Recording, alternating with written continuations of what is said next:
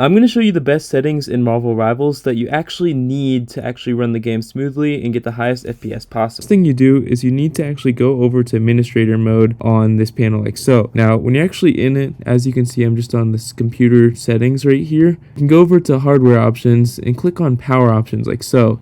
Now, when you've clicked on this, you're going to go over to choose, and then you click on the change settings that are currently unavailable. Click on this like simply like so. It'll bring you to this panel like so. Here you want to make sure sleep and lock are enabled so that you can actually successfully run this, and have it shut down mode on. And once we've done this, if we can just go into the files on our computer, as you can see right here, you can simply right click on this option right here called Marvel Rival and actually disable full screen option, as full screen does require a lot more FPS, so I recommend turning that on if you actually want to boost it or actually fix it not working. And we can actually make sure the settings on application, and once you've done that, you can actually click on OK. Mine is running smoothly, so I'm not going to click on OK. And X out of the settings like so, and once you've done that, go over to the run option and type in CMD. When you type this in and click on enter, you can bring up the coding to your actual computer like so, to actual Marvel Rivals. Or from here, you can click on dash and actually type in this word right here. Now, doing so will basically restart the game and allow you to make this run smoother. And if we exit out of this and bring up the task manager option, you can actually view all the tasks that are requiring the most data at the moment.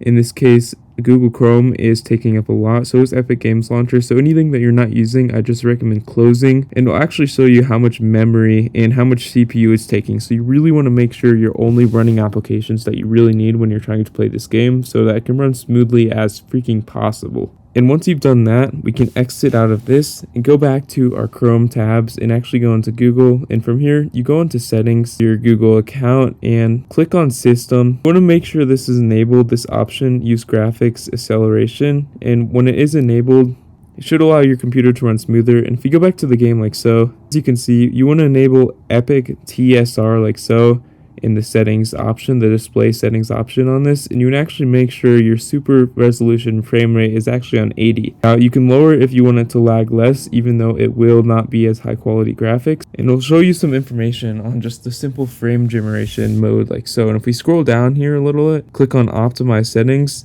you'd make sure it's optimized and actually make sure the graphics quality is on low.